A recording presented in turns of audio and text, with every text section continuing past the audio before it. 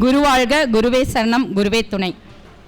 மேடையை அலங்கரித்திருக்கும் அனைத்து குருமார்களுக்கும் மற்றும்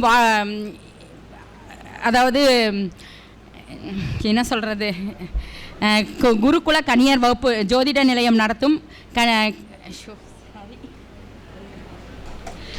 சார் ஒரு நிமிஷம் இருங்க. அதாவது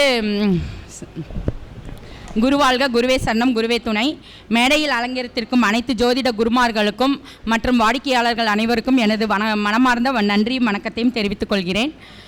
அதாவது இப்போ குருகுல ஜோதிட நிலையம் நடத்தும் மாநில மாநாட்டிற்கு வருகை தந்திருக்கும் அனைவருக்கும் நன்றியும் வணக்கத்தையும் தெரிவித்துக் கொள்கிறேன். அதாவது இன்றைக்கி நான் பேச இருக்கிற தலைப்பு என்னன்னு பார்த்தீங்கன்னா, லக்ன புள்ளி. ஒருத்தரோட ஜாதகத்தில் லக்ன புள்ளிங்கிறது தான் உயிர். அந்த லக்ன புள்ளி எந்த நட்சத்திரமாக இருக்கோ அதுதான் அவங்கள டாமினேட் பண்ணும். இப்போ உதாரணத்துக்கு பார்த்தீங்கன்னு வச்சுக்கோங்களேன், உங்களுடைய பிறந்த தேதியும் லக்ன புள்ளி என்னவாக வருகிறதோ அதுக்கு உங்கள் ஜாதகத்தில் கண்டிப்பாக ஏதோ ஒரு வகையில் தொடர்பு இருக்கும். எப்படின்னு பார்த்தீங்கன்னா, அதாவது இப்போ உங்கள் டேட் ஆஃப் பர்த் புதன் வச்சுக்கோங்க, அதாவது ஐந்தாம் நம்பர்னு வச்சுக்கோங்க. அதே மாதிரி பார்த்தீங்கன்னா உங்களுடைய லக்ன புள்ளி மிருகசீரிஷம் இந்த மாதிரி செவ்வாயோட நட்சத்திரங்களாக இருந்தது அப்படின்னா உங்களோட ஜாதகத்தில் ஏதோ ஒரு வகையில் புதனும் செவ்வாயும் தொடர்பு பெற்றிருக்கும். அதாவது இதன் அதிபதி நட்சத்திரத்தின் சாரத்தில் அந்த அதிபதியோ இல்லை அந்த அதிபதி நட்சத்திர சாரத்திலோ இல்லை ரெண்டு பேரும் இணைந்தோ ஏதோ ஒரு வகையில் தொடர்பு பெற்றிருக்கும். இதை வேணால் நீங்கள் உங்களோட ஜாதகத்தில் எடுத்து ரிசர்ச் பண்ணி பார்த்துக்கோங்க. அதே மாதிரி ஒருத்தரோட லக்ன புள்ளி இப்போ சூரியனாக இருக்குது, அதாவது சூரியனோட நட்சத்திரத்தில் இருக்குதுன்னு வச்சுக்கோங்களேன். உதாரணத்துக்கு ஒரு உத்திராடம், அந்த மாதிரி உத்திராடம், கார்த்திகை, உத்திரம் இந்த மாதிரி நட்சத்திரங்களில் இருந்தது அப்படின்னா இவங்களுடைய ஆதிக்கம் எப்படி இருக்கும் அப்படின்னு பார்த்தீங்கன்னா, நல்ல நிர்வாக திறமை மிக்கவர்களாக, நல்ல டாமினேட்டிங் பவர் மிக்கவர்களாக இருப்பாங்க. அதே மாதிரி பார்த்திங்கன்னா இவர்களுடைய தந்தை நல்லா என்ன சொல்கிறது, புகழ் பெறக்கூடிய அமைப்பில் இருக்கிறவங்களாகவும் நல்ல செல்வாக்குள்ளவர்களாகவும் கௌரவம் நிறைந்தவர்களாகவும் இருப்பாங்க. அடுத்து பார்த்திங்கன்னா உங்களுடைய லக்ன புள்ளி செவ்வாய் நட்சத்திரங்களால் மிருகசீரிஷம், அவிட்டம், சித்திரை இந்த மாதிரி நட்சத்திரங்களில் இருந்ததுன்னு வச்சுக்கோங்களேன். இப்போ இவங்களோட ஆதிக்கம் எப்படி இருக்கும் அப்படின்னு பார்த்தீங்கன்னா, நல்ல வீரம், விளையாட்டு துறையில் நல்ல புகழ் பெற்றவர்களாகவும் எந்த ஒரு விஷயத்தையும் பார்த்திங்கன்னா நல்லா உடனடியாக ஏதோ நினச்ச உடனே செய்யணும் அப்படிங்கிற ஒரு செயல்திறன் கொண்டவர்களாகவும் இந்த செவ்வாயோட லக்ன புள்ளியில் அமர்ந்தவர்கள் இருப்பாங்க. அடுத்து பார்த்திங்கன்னா இந்த புதனோட லக்ன புள்ளியாக விழுந்தது அப்படின்னா இவங்க எப்படி இருப்பாங்கன்னு பார்த்தீங்கன்னா, ரொம்ப அறிவு சார்ந்த விஷயத்தில் ரொம்ப நுண்ணறிவு மிக்கவர்களாகவும் ரொம்ப இன்டெலிஜென்ஸாக இருப்பாங்க. அதாவது அடுத்தவங்களுக்கு அட்வைஸ் பண்ணுறது, எந்த ஒரு விஷயத்தையும் தனக்கு சாதகமாக பயன்படுத்த கொள்ளும் தந்திரசாலிகளாகவும் இவர்கள் இருப்பாங்க. அடுத்து பார்த்திங்கன்னா இந்த குருவோட நட்சத்திரத்தில் பிறந்தவங்க லக்ன புள்ளி இருக்கவங்க எப்படி இருப்பாங்க அப்படின்னு பார்த்தீங்கன்னா, இவர்கள் அடுத்தவங்களுக்கு அட்வைஸ் பண்ணுறதும் நியாயம், ஒழுக்கம், நேர்மையாக இருக்கிற மாதிரியும் அடுத்தவர்களை வழிநடத்தி செல்வதில் மிக சிறப்பு மிக்கவர்களாகவும் இந்த குருவனோட லக்ன புள்ளியில் இருந்தவங்க இருப்பாங்க. அடுத்து பார்த்தீங்கன்னா சுக்கிரன்.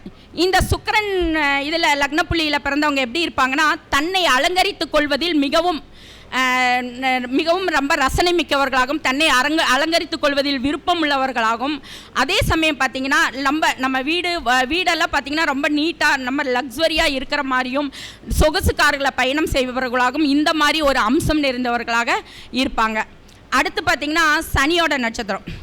இந்த சனியோட இதில் இருக்கவங்க எப்படி இருப்பாங்க அப்படின்னு பார்த்தீங்கன்னா, இவங்க எந்த ஒரு விஷயத்துலையும் பார்த்திங்கன்னா என்ன சொல்கிறது, அதாவது ஏதோ ஒரு விஷயத்தையும் நினச்ச உடனே அவங்களால முடிக்க முடியாது. ஏதாவது ஒரு காரிய தடங்கள் இருந்துகிட்டே இருக்கும். இன்றைக்கி செய்கிற வேலையை நாளைக்கு செய்யலாம் அப்படிங்கிற மாதிரி ஒரு சூழ்நிலை அவர்களுக்கு இயல்பாகவே இருக்கும். இவர்களும் அதற்கு தகுந்த மாதிரி தான் இருப்பாங்க. இந்த மாதிரி இருக்கும்போது எந்த ஒரு வேலையும் செய்யறதுக்கு முன்னாடி விநாயகரையும் ஆஞ்சநேயரையும் வழிபாடு செஞ்சுட்டு செய்வது இவர்களுக்கு நலத்தை கொடுக்கும். அடுத்து பார்த்திங்கன்னா ராகு. இந்த ராகுவின் நட்சத்திரத்தில் பிறந்தவங்க நீங்கள் பார்த்துக்கலாம்.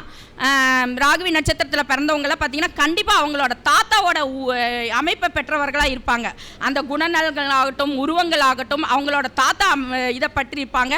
அவங்க தாத்தா என்ன ஜென்ம கர்மாவை அனுபவிக்கிறோ அந்த கர்மாவை அனுபவிக்க பிறந்தவர்களாக தான் இவங்க இருப்பாங்க. அவர்கள் தாத்தா செய்த நன்மைக்கும் தீமைக்கும் ஏற்பதா இவங்களுடைய வாழ்க்கை அமையும். அதே சமயம் பார்த்தீங்கன்னா அந்த ராகுவோட நட்சத்திரத்தில் பிறந்தவங்க அடுத்து என்ன பண்ணலாம், அடுத்து என்ன பண்ணலாம் அப்படிங்கிற ஒரு கட்டத்தை நோக்கி போகக்கூடியவர்களாக இருப்பாங்க.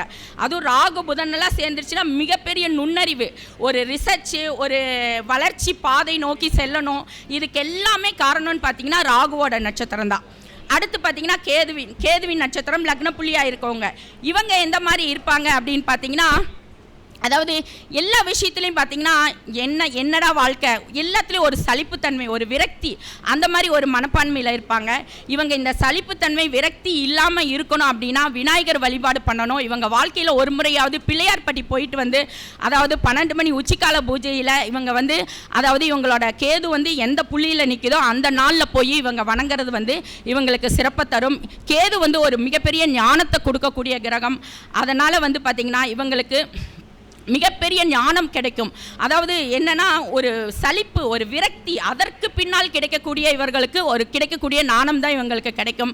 அதனால் கேதுவின் நட்சத்திரத்தில் பிறந்தவங்க எந்த ஒரு விஷயத்திலையும் பார்த்தீங்கன்னா ஒரு ஒரு என்ன சொல்கிறது, ஒரு அஜாக்கிரதையாக, ஒரு அசால்ட்டாக இல்லாமல் ஒரு பிடிப்போட, எந்த ஒரு விஷயத்தையும் ஒரு பிடிப்போட தன்னம்பிக்கையோடு செய்தார்கள்னா இவர்களும் வாழ்க்கையில் ஜெயிக்கலாம் என்பதை கூறிக்கொண்டு நன்றி கூறி விடைபெறுகிறேன். நன்றி, வணக்கம்.